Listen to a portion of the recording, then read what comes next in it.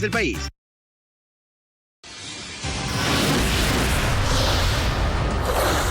Daniel Frías, mejor puntuado para ocupar la Defensoría Pública, renunció al proceso en medio de dudas por la compra y uso de un carro blindado vinculado a Leandro Norero.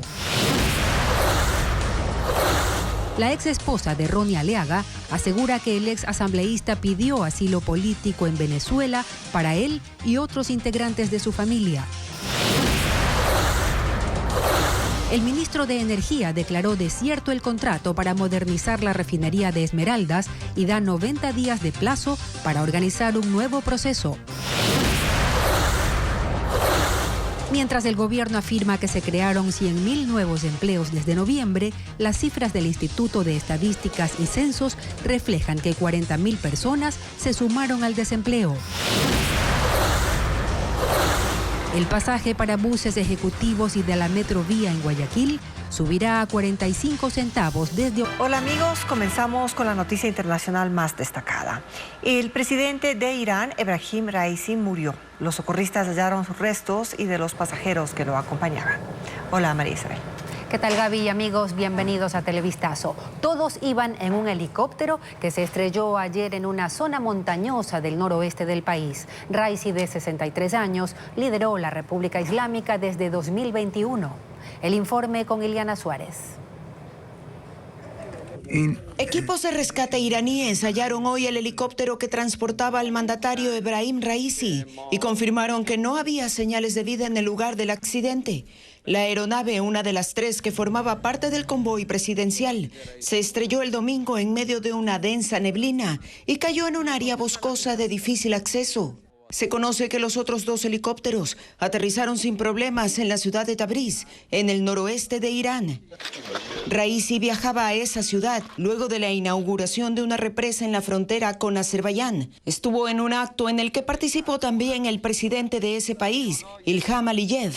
Los equipos de búsqueda rastrearon la zona durante toda la noche y madrugada y ahora trasladan los cuerpos de los funcionarios y los pilotos, incluidos el presidente Raisi y el ministro de Relaciones Exteriores.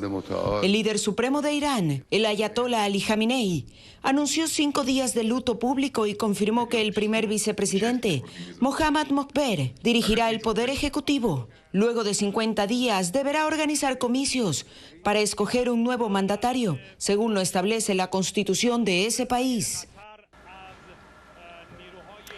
Ebrahim Raisi fue un clérigo ultraconservador y polémico juez que se convirtió en presidente de Irán. Con Iliana Suárez conozcamos más de su trayectoria política.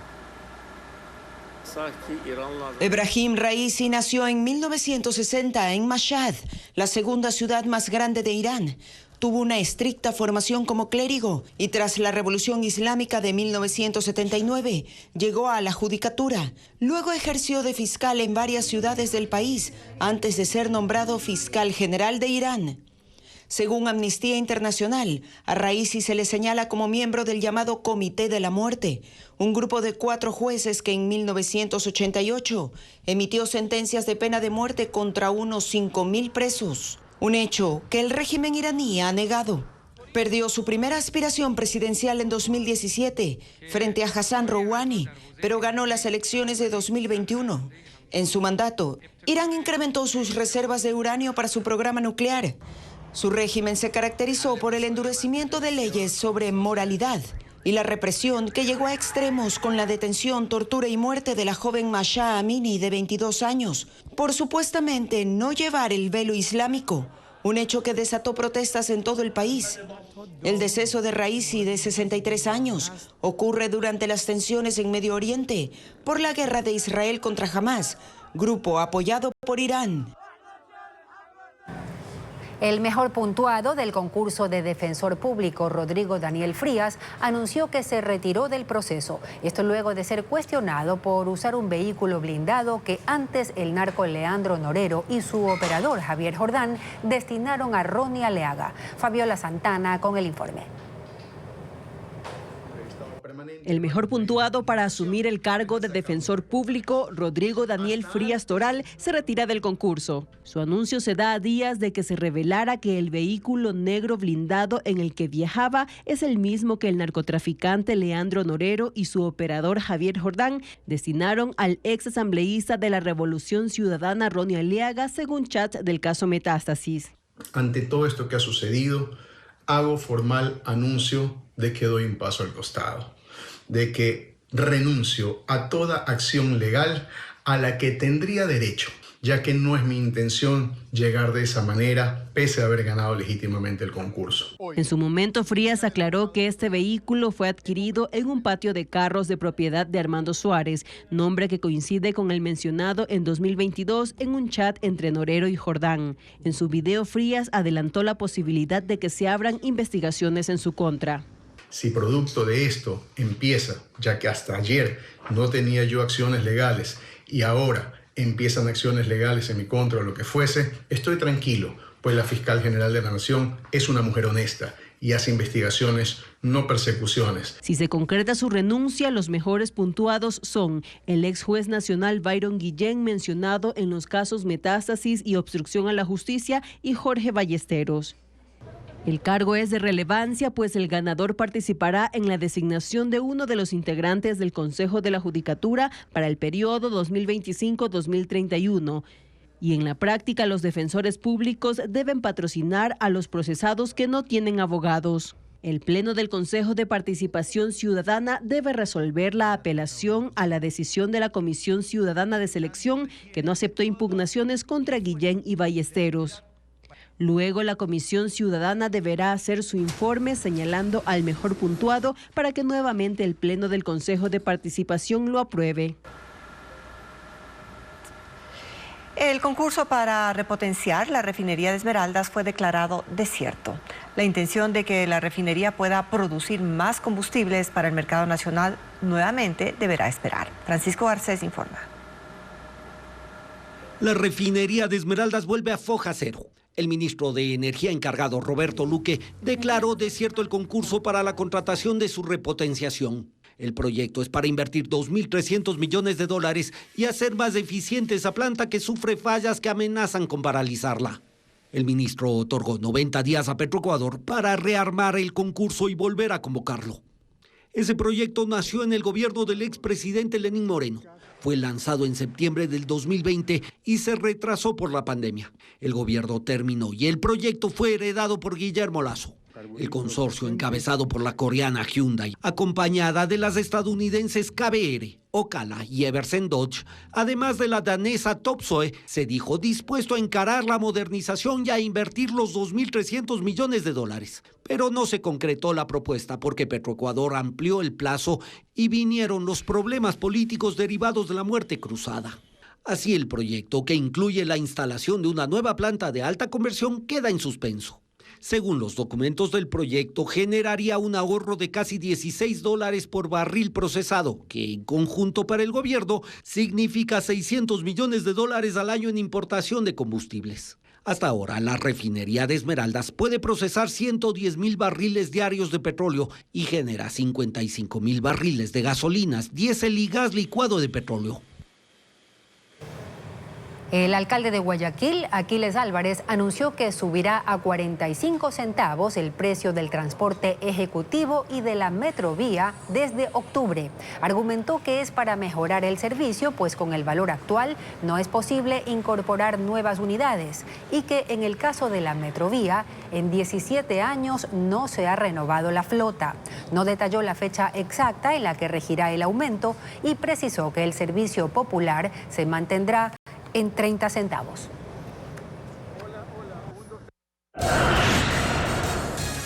¿Quién sigue luego de que se suspendiera el juicio político contra la fiscal general?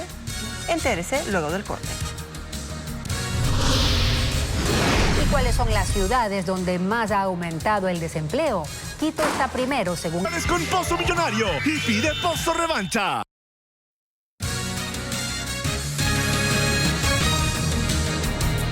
Aunque el gobierno afirma haber creado más de 100.000 empleos desde que asumió el poder en noviembre pasado, las cifras del INEC no acompañan ese discurso. Más aún, los indicadores de desempleo registran que más de 40.000 personas pasaron a engrosar esas filas. Durante su última gira por Europa, el presidente de la República afirmó que su gestión ha logrado generar 105.000 nuevos puestos de trabajo. Sin embargo, no existe un registro documental que lo respalde. Por el contrario, las mediciones del órgano estatal competente, el Instituto Nacional de Estadísticas y Censos, relatan una realidad distinta.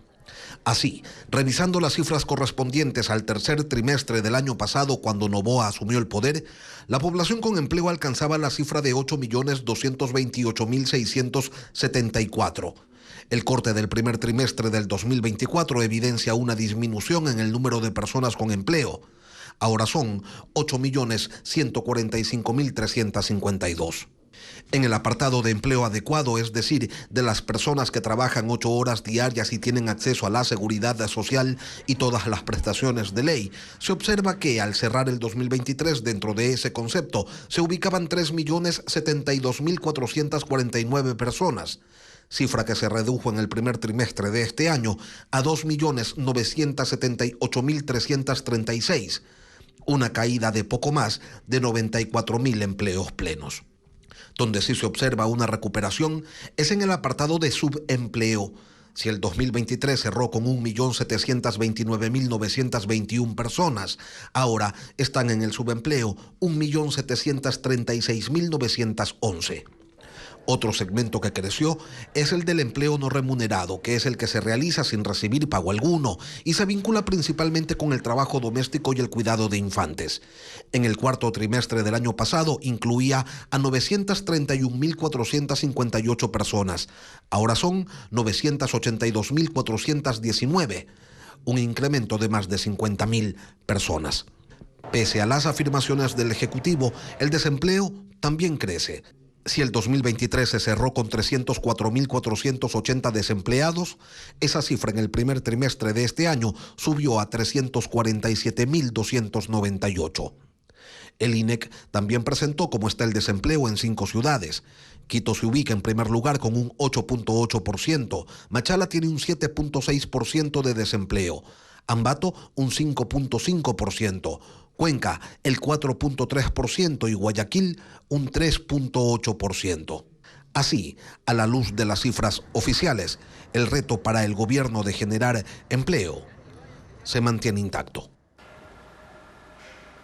El expresidente de la Judicatura, Wilman Terán, y los exvocales Barreno y Muñoz son los siguientes en entrar a juicio político tras la suspensión del proceso contra la fiscal general. Patricio Díaz informa que hoy la Comisión de Fiscalización espera cerrar otro juicio.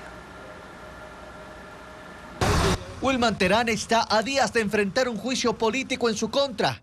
La decisión del Consejo de Administración Legislativa CAL de suspender el juicio contra la fiscal Diana Salazar adelanta los otros procesos pendientes.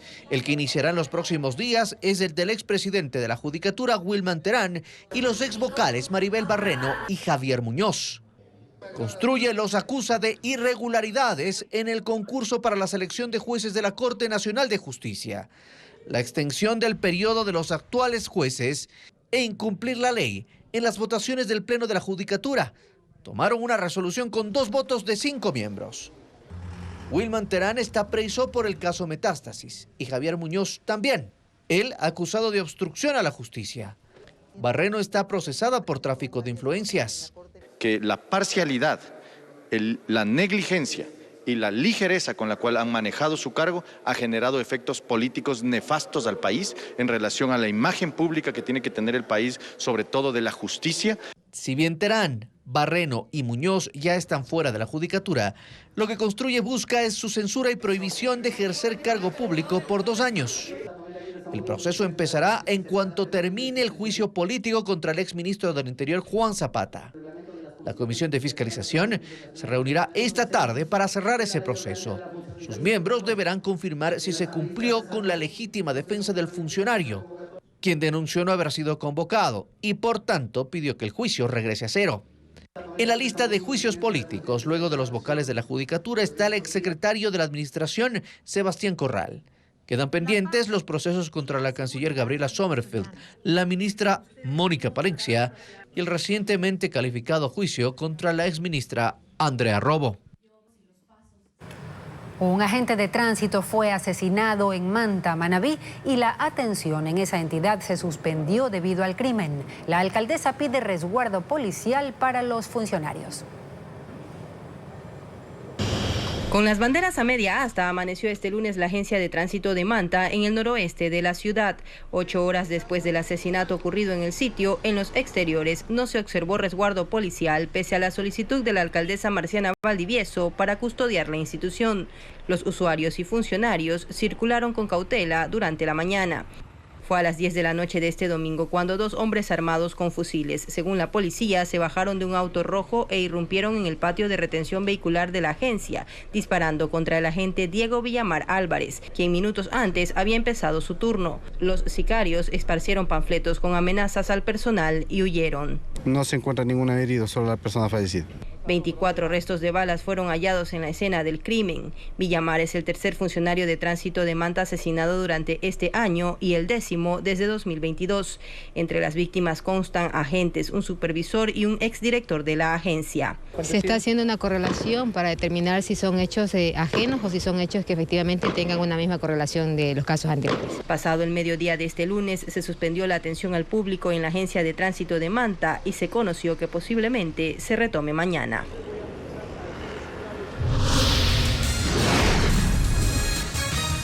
Los ecuatorianos residentes en México podrán hacer trámites de forma telemática.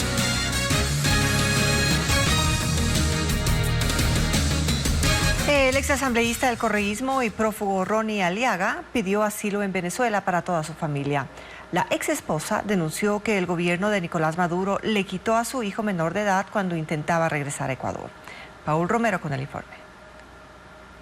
Me lo quitan para interrogarlo más de 3 horas a mi niño. Mi niño expresó claramente y concisamente diciendo: yo quiero estar con mi mamá, me voy con mi mamá. Es el testimonio de Carolina Jiménez, ex esposa de Ronnie Aliaga, quien asegura haber vivido un viacrucis este fin de semana para intentar sacar a su hijo de 12 años de Venezuela. En diálogo con Televistazo relató que la tarde del viernes fueron retenidos en Barinas, frontera con Colombia, durante 6 horas y trasladados en una avioneta militar hasta Maiquetía, cerca de Caracas. Allí estaba Aliaga para llevarse al menor.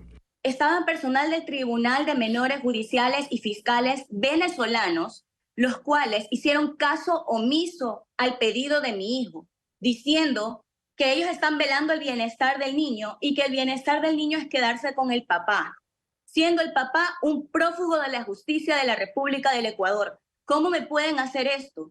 Según ella, fueron interrogados e intimidados por la policía venezolana, que les confiscó su teléfono, una computadora, un pendrive con información confidencial. Por el conflicto familiar con Aliaga, acusado por la Fiscalía de vínculos con la red del narcotraficante fallecido Leandro Norero, Jiménez pidió seguridad y dijo temer por su vida. Yo sí lo responsabilizo al padre de mi hijo, que es el señor Ronnie Aliaga, porque él tiene muchas conexiones todavía. Tantas conexiones jurídicas como las bandas delincuenciales, porque muy bien sabemos que él también está metido en un problema por bandas delincuenciales.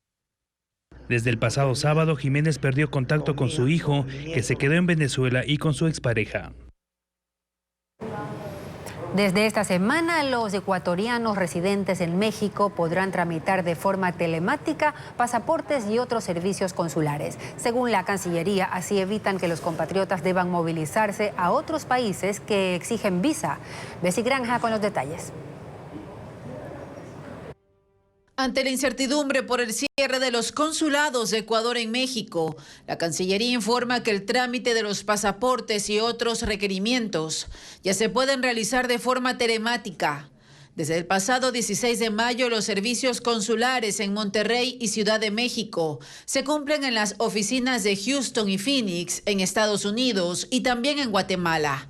Sin embargo, según la Asociación de Ecuatorianos Residentes en México, solo el 20% de los casi 4.000 compatriotas que viven en ese país tiene visa a Norteamérica, mientras Guatemala también exige este documento para ingresar a su territorio, por lo que en ambos casos el trámite que requieren los migrantes se complica. La Cancillería pone a disposición los siguientes correos electrónicos: cqguatemala@cancilleria.gov.es, cqhouston@cancilleria.gov.es y cqphoenix@cancilleria.gov.es. Sin embargo, el organismo no explica cuáles son los pasos para realizar los trámites en línea y tampoco qué sistema implementará para proteger la seguridad de los datos de los compatriotas, algo que preocupa a la Asociación de Ecuatorianos Residentes en México, quienes esperan que no existan inconvenientes en la entrega de los documentos. Tensión entre Argentina y España por las declaraciones del presidente Javier Milei en Madrid. Tachó de corrupta a la esposa de su homólogo Pedro Sánchez y a él lo catalogó como calaña de gente atornillada al poder. España pidió el inmediato retorno de su embajador en Buenos Aires. La estadía de Javier Milei en España es a propósito de una agenda personal con encuentros sociales y políticos. Entre ellos la convención del partido Vox, que reunió a más de 10.000 personas en el Coliseo Palacio de Vistalegre en Madrid. Participaron líderes europeos como la ex candidata presidencial de Francia, Marine Le Pen, y en forma virtual la primera ministra italiana, Giorgia Meloni, y el primer ministro de Hungría, Viktor Orbán. El orador principal fue Javier Milei. Apareció como una estrella de rock, y en su discurso, la defensa del capitalismo y el libre mercado, así como duras críticas al socialismo y al gobierno español por las recientes denuncias por tráfico de influencias contra Begoña Gómez, esposa del presidente Pedro Sánchez, quien incluso llegó a hablar de una posible renuncia. Pero las élites globales no se dan cuenta de lo destructivo que puede llegar a ser implementar las ideas del socialismo, porque lo tienen demasiado lejos, no saben qué tipo de sociedad y país puede producir y qué calaña de gente atornillada al poder y qué niveles de abuso puede llegar a generar. Digo, aún cuando tenga la mujer corrupta, se ensucia y se tome 5 días para pensarlo. Y esta mañana la reacción del presidente Pedro Sánchez. Quiero decir que soy plenamente consciente de que quien ayer habló no lo hizo en nombre del gran pueblo argentino. En cambio, lo que vivimos ayer en Madrid sí habla del riesgo que representa esta internacional ultraderechista para sociedades como la nuestra. Evidentemente, entre los gobiernos los afectos son libres, pero el respeto es irrenunciable. El canciller español José Manuel Álvarez anunció que retiraba a la embajadora en Buenos Aires. Esta mañana convocó al embajador argentino en Madrid y no ha descartado un rompimiento de relaciones. Cualquier tipo de diferencia. El Tribunal Superior de Londres detiene la extradición de Julian Assange a Estados Unidos. Esta mañana lo autorizó a presentar un nuevo recurso de apelación contra 2 de las 3 garantías ofrecidas por Estados Unidos sobre el tratamiento que recibirá en manos de la justicia de ese país, que lo acusa de 18 delitos de espionaje. Los jueces consideran que Estados Unidos no ha demostrado que Assange no tendrá un trato discriminatorio. Aún no se ha fijado la fecha para la próxima audiencia.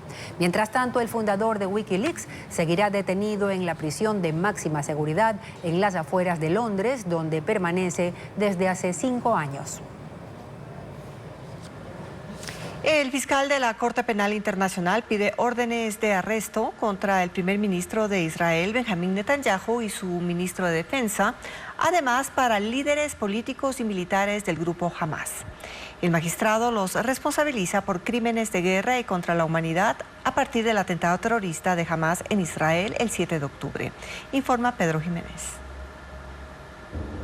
Los efectos de la guerra en la Franja de Gaza, que se acerca ya a 8 meses, las consecuencias sobre la población civil y el origen de la crisis con el asalto terrorista de Hamas en suelo israelí el 7 de octubre, están una vez más en la mirada de la Corte Penal Internacional, ahora con una solicitud de órdenes de prisión en contra de líderes políticos y jefes militares de las partes en conflicto. Apunta por el lado del grupo Hamas Yahya Sinwar, líder de la organización en la Franja de Gaza, Ismail Haniyeh, jefe político del Movimiento de Resistencia Islámica, y el jefe de las brigadas Al-Qassam. Los cargos contra Hamas son por la planificación y ejecución de crímenes durante el ataque terrorista que dejó más de 1.200 muertos y 253 rehenes. Así también el fiscal de la Corte busca detener al primer ministro israelí Benjamín Netanyahu y al ministro de Defensa Yoav Gallant. Los acusa de provocar hambruna como método de guerra, causar intencionalmente grandes sufrimientos y perseguir y dirigir ataques contra la población civil. El fiscal jefe de la Corte, Karim Khan, ha dicho: ahora más que nunca debemos demostrar que el derecho internacional humanitario se aplica a todos los individuos, que las vidas de todos los seres humanos tienen el mismo valor. Las reacciones llegaron de inmediato. El ministro de Gabinete de Guerra israelí Benny Gantz dijo que establecer paralelos entre los líderes de un país democrático decidido a defenderse del terrorismo y los líderes de una organización terrorista sedienta de guerra es una distorsión de la justicia, una bancarrota moral, señaló. Mientras que un funcionario de Hamas dijo que arrestar a sus líderes anima a Israel a continuar con la guerra de exterminio. Ahora los jueces de la Corte Penal Internacional deberán determinar si creen que las pruebas son suficientes para emitir las órdenes de arresto en un plazo que puede ser de semanas o meses. El presidente de República Dominicana, Luis Abinader, de 56 años, fue reelecto este domingo con más del 60% de votos. Le siguió con 28% el expresidente Leonel Fernández. Abinader, que se perfilaba como el favorito desde la campaña, ha prometido continuar con la política antimigrantes y ha dicho que terminará la construcción del muro a lo largo de la frontera con Haití, sumido en una crisis por violencia de pandillas. Alrededor de $200 millones pierde el Estado por año con la deserción estudiantil universitaria. La principal causa es el descontento que tienen los estudiantes con las carreras que eligieron. Valeria Navarro con el tema. La deserción de las aulas universitarias genera pérdidas. Está el costo de un año de clases y también un perjuicio económico para el Estado en caso de las universidades públicas. Alrededor de $200 millones pierde el Estado cada año con la deserción de los estudiantes universitarios de primer año, que es de 40.000 estudiantes. El cálculo se basa en un reporte de las universidades que determina que por año alrededor del 25% de estudiantes abandonan las aulas en cada institución. El Ministerio de Finanzas no ha actualizado las cifras, pero en 2020 determinó que el costo promedio de cada estudiante en una universidad pública es de $5.924. Sin embargo, los rubros varían de acuerdo a cada institución. Por ejemplo, en la Universidad de Guayaquil, el costo por estudiante por año es de $2.208 y desertan cada 2 semestres 1.438 estudiantes. En la Universidad Técnica de Ambato, el costo por estudiante es de $4.408 y desertan por año 2.675 estudiantes. Hay universidades donde el costo promedio de estudiantes supera los $6.000, como la Politécnica Nacional, la Universidad de las Artes, entre otras. La deserción estudiantil universitaria se registra en las carreras más costosas para el Estado, como son medicina, odontología e ingenierías, que demandan el uso de laboratorios e insumos adicionales.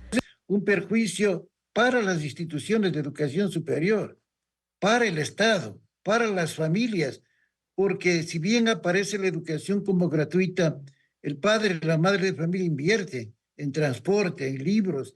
La principal causa de la deserción universitaria es el descontento que tienen los estudiantes con las carreras que eligieron.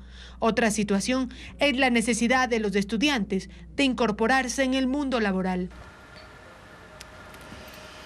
Llegar a acuerdos de cooperación en asuntos estratégicos como seguridad era la meta de la gira por Europa del presidente, aunque no se conoce cuántos concretaron. Luisa María Heredia con el informe. El presidente Daniel Noboa estuvo poco más de una semana en Europa. De un momento a otro emprendió una gira por Italia, Francia y España que iba a durar 12 días, pero que al final se acortó. Terminó 4 días antes de lo previsto sin ninguna explicación. El objetivo, según dio a conocer la Secretaría de Comunicación, era buscar inversión y cooperación internacional. ¿Qué se concretó? Se desconoce. La información proporcionada por el gobierno es escasa. Por ejemplo, sobre una de las citas que más expectativas generaba, la que tuvo en Italia y el presidente con el procurador antimafia Giovanni Melillo para hablar sobre el combate al crimen organizado. En un boletín de prensa que resumía la jornada solo se incluyó esto. El propósito fue reforzar espacios de cooperación ya existentes en esta materia y apalancarse en la experiencia de Italia en la lucha contra la mafia. No hubo un anuncio específico al respecto. Tampoco tras el encuentro con Sergio Mattarella, presidente de Italia, y quien tiene un rol más protocolario que ejecutivo, o con Emmanuel Macron de Francia. Solo se informó que sirvieron para que Ecuador manifestara su interés de arrancar con la cooperación entre naciones en asuntos estratégicos, como aduanas, fiscalía, lucha contra la minería ilegal y cooperación policial. ¿Cuándo? No hay fechas. El resto del contenido difundido fue más social. El saludo al Papa, el recorrido por un hospital y las reuniones con presidentes de organismos o fundaciones que ya cooperan con Ecuador hace años. Y a las demás citas con empresarios y con el director de las Naciones Unidas para la Alimentación y la Agricultura asistió solo la canciller, Gabriela Sommerfeld, que fue la única integrante del gabinete convocada a formar parte de la comitiva. Luego se sumó el ministro de Economía y Finanzas, Juan Carlos Vega, para acompañarla, pues Noboa canceló su presencia en las reuniones con un grupo bancario y una petrolera. El presidente dedicó el resto del tiempo a las entrevistas, hasta que culminó la gira, dejando pendientes también otros encuentros previstos en España, sobre todo con la comunidad migrante que lo esperaba. Ecuador en Imágenes es la exposición fotográfica digital gratuita que se realizará en 5 ciudades.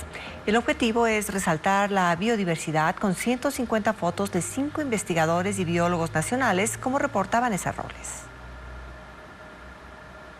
Estos bebeleches o monos chichicos de manto rojo fueron fotografiados en el Parque Nacional Yasuní en Orellana.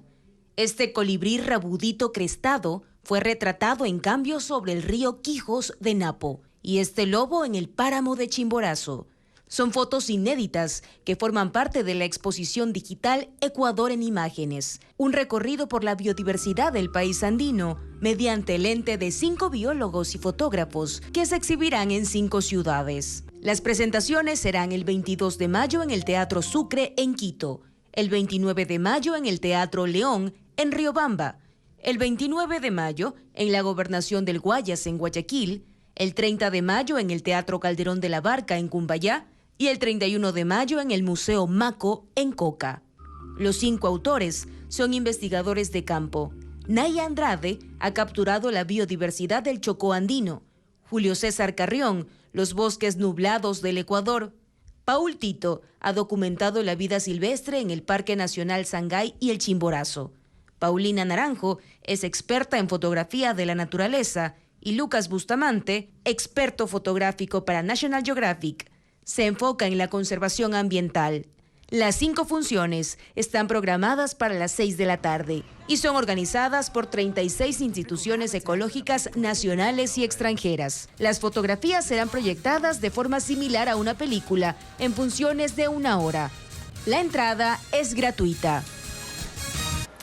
El retiro de la visa estadounidense a la vicepresidenta de Ecuador afecta la imagen internacional de la segunda mandataria como embajadora y representante del país.